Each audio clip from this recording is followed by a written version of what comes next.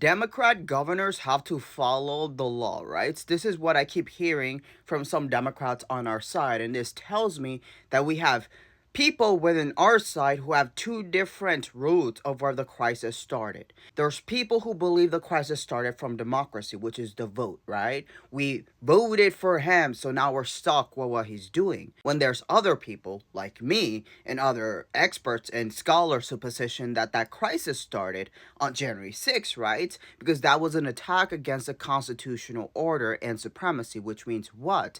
We cannot resist the constitutional government, but we can resist an unconstitutional government. And that is where we are forgetting, right? The reality that our problem did not start at elections, but it started at an insurrection. An insurrection where the president had to willfully ignore his second article to have an oath to the Constitution to execute all laws faithfully in order to actually wrongfully probably use the Second Amendment, right? Because what he called is for a militia to DC in order to be capable of illegally and unconstitutionally attempting to delay the election certification so that it changed. So in this reality, what we see is that our government, our judiciary, our Congress was unwilling or incapable of actually executing on the disqualification clause. So that actually tells us if I'm disqualified, can I win, right? That wasn't answered in what our politicians' position is, that the absence of an answer leads to automatic qualification,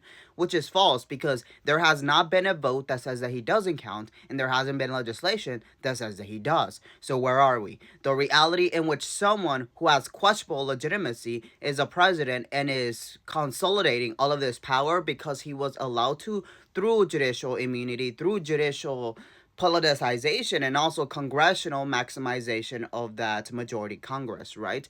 In this reality, what we have is a constitutional coup, utilizing the shortcomings of the Constitution and actually hijacking that in order to advance a replacement of the Constitution with a separate supremacy of a one-man rule. Now, what we're seeing is what an unconstitutional governance. So in the reality, in the states like California, where there is a blue government, where there is blue states. This is a reality in which these agents are acting like this, right? This was in Florida, but if it happens in red states, it happening in blue states, right? In this reality, what we see is the intentional violation of rights of citizens who they perceive to be foreign.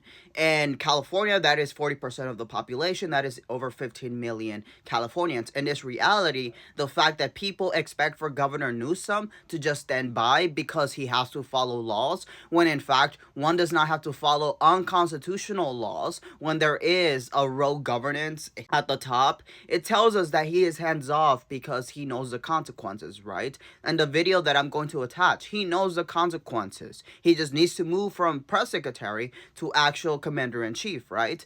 But he's not doing that because he believes that you understand that he has no power, yet he does, because the stem of this crisis was an election, so it wasn't democracy, it was insurrection, right? So it was a constitutional attack.